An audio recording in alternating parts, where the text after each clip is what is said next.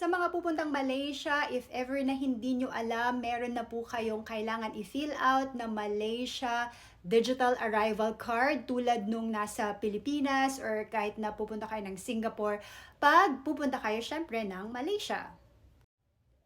So this is in line with the question, meron na po palang arrival card sa Malaysia and hindi po ba strict yung IO nila kapag day trip lang gagawin sa KL, no need for hotel booking na po.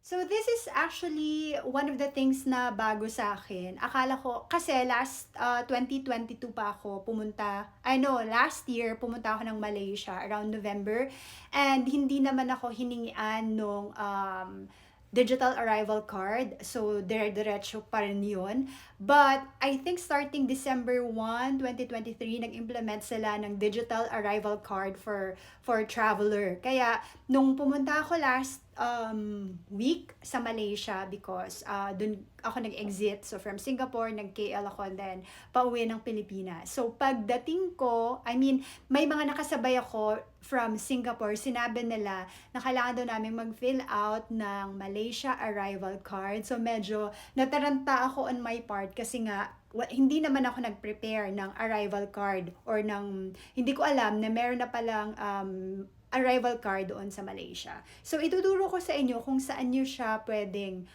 makita. So, makikita nyo siya dito sa website na ito. Tingnan nyo na lang yung immigration/online.imi.gov.my. So, ito yung Malaysia Digital Arrival Card for Foreign Visitors. So, dyan nyo hanapin yung digital arrival card and dyan kayo mag-fill out ng form nila. So, you do have a lot of questions na kailangan yung sagutan dyan, including na yung kailan ka darating, kailan ka aalis, kung magsistay ka ba doon, saan ka ba magsistay, sa house of friends, or kaya sa hotel ba, or kailan yung exit mo. So, I think naman, kasi nakalagay naman na magda-day trip ka lang, malalagay mo naman dun na hindi mo na kailangang mag-book ng hotel or ng any place to stay because day trip ka nga lang. Kasi nandun naman sa entry mo and then sa exit mo. So, safe ka naman doon. And actually, yung IO sa Malaysia, hindi sila masyadong maraming tanong. Kasi nag-cross kami 'di ba ng border via the land trip. So pagdating mo doon, tatanungin ka lang nila kung naka-fill out ka nito ng Malaysia Digital Arrival Card and tatayo ka lang doon.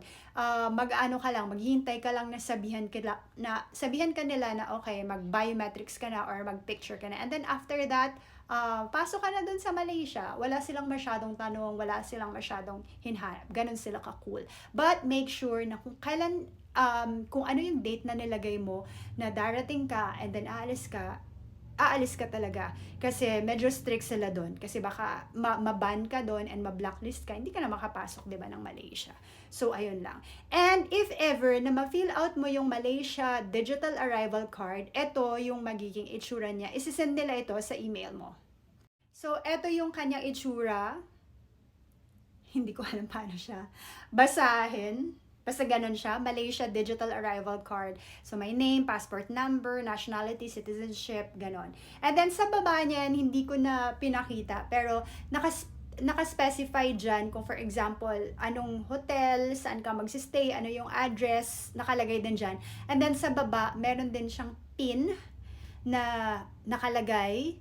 Tapos, ayun, kailangan mo lang siyang i-screenshot for the purposes na, for example, kapag hinanap sa'yo ng immigration officer, at least may maipapakita ka. And then, at least meron kang parang, may proof ka na na-fill out mo talaga siya. Because meron kaming mga nakasabayan before na hindi rin nila alam na meron na palang Malaysia Digital Arrival Card.